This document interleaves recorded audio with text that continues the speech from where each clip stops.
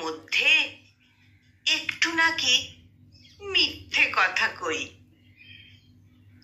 ঘাটশিলাতে যাবার পথে ট্রেন ছুটেছে যখন, মায়ের কাছে বাবার কাছে করছি বকম বকম।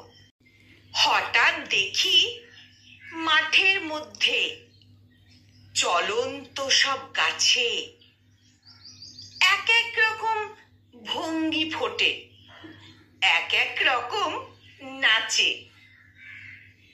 ও মা, দেখো নৃত্যনাট্য।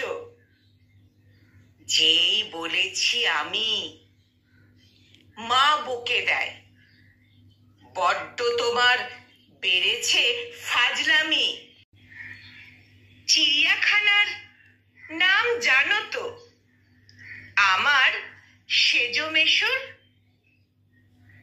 কদিন পরে চুন খসানো দেওয়াল জুড়ে একই ঠিক অবিকল সেই রকমই মূর্তি যেন দেখি।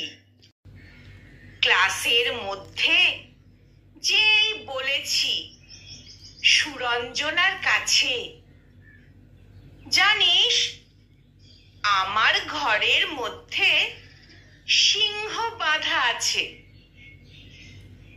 শুনতে পেয়ে দিদিমণি অমনি বলেন, শোনো, এসব কথা আবার যেন না শুনি কখনো।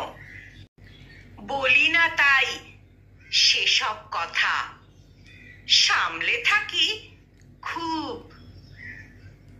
কিন্তু সেদিন হয়েছে কি এমনই বেয়াকুব, আকাশ পারে আবারও চোখ গিয়েছে আটকে।